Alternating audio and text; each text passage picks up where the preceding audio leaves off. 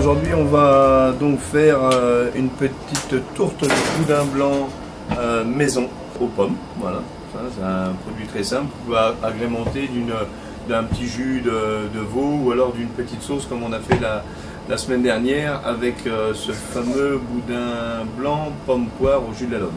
Aujourd'hui du boudin blanc cuit, comme on vous l'a montré les semaines auparavant. On a de la farce de boudin blanc qu'on a conservé avant de le cuire, quelques aromatiques pour présenter, deux tourtes qu'on aura, alors là j'ai fait un individuel par personne, vous pouvez trouver dans le commerce en aluminium pour faire votre petite tourte, graissée auparavant, avec de la matière grasse, beurre, et la pâte feuilletée que vous pouvez soit faire, on verra si dans l'avenir on vous montre, on vous apprend à faire une pâte feuilletée, ou sinon vous pouvez vous la faire parvenir par votre pâtissier boulanger dans votre village. Vous leur demandez donc un petit bout de pâte feuilletée, ils ont en gros tout ça.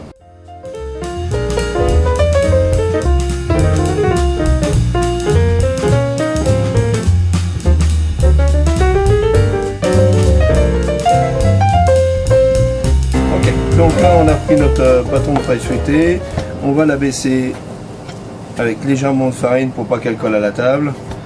Très peu de farine, normalement moi je travaille sans farine, vous voyez, très peu, ça évite d'interférer dans la recette de la pâte. On va avoir besoin d'un beau feuilleté bien croustillant. Donc rajoutez moins de farine possible, une table bien sèche, la pâte feuilletée, si elle est bien refroidie, elle ne doit pas coller. Ok, on a abaissé à peu près à 2-3 mm la pâte feuilletée.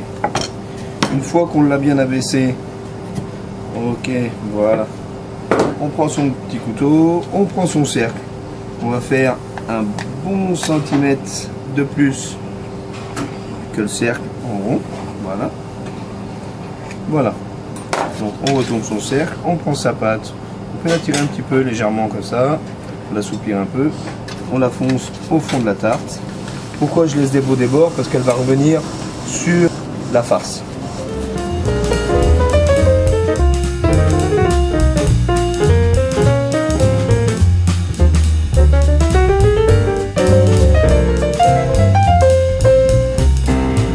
Donc cette pâte qu'on a foncée au fond du moule, on la pique légèrement, pas trop, pour pas que la pâte se lève de trop sur le fond. Alors on prend un petit peu de farce qu'on avait gardé valable à la fabrication du boudin. On va farcir le fond de la tourte. Ok. Donc pourquoi je prends les deux? Parce que ça permet d'avoir une double texture dans la tourte. Quand vous allez la couper, vous allez avoir la farce maison non formée, donc de la farce du boudin blanc. Voilà. Vous mettez vos pommes, un petit lit de pommes, voilà, sur la tourte. Ok.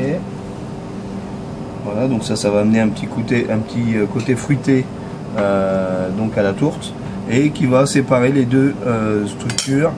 Voilà, donc on va pas peur de tirer un petit peu. Voilà, ok. Et quelques rondelles de boudin blanc. Vous pouvez y retirer la peau à votre convenance. Voilà, au milieu de la tourte. Voilà. Mettez 3 petits ronds de boudin blanc. Il y a largement assez, ça va recouvrir tout le centre de la tourte. Une fois qu'on en est là, on rabat les côtés vers le centre. De vos mains, voilà. Voilà. Ok. Alors ensuite, on se munit un petit peu de jaune d'œuf et un pinceau.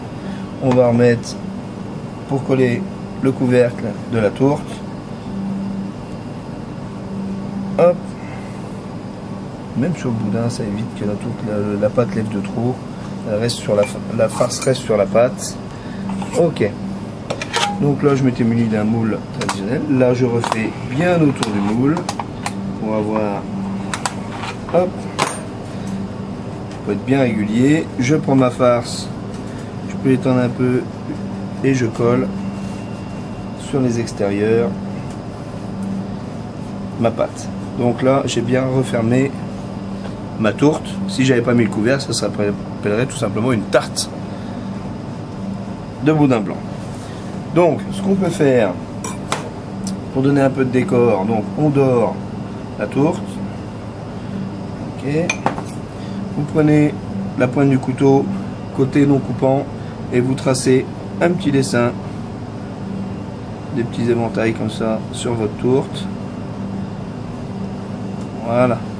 Vous pouvez faire un petit trou au milieu pour laisser évaporer la cuisson. Voilà notre petite tourte de boudin blanc aux pommes avec donc à l'intérieur, on a bien dit, 2 textures de boudin, la chair en base et le boudin blanc au four, un four 180 degrés pendant 25-30 minutes. À tout à l'heure.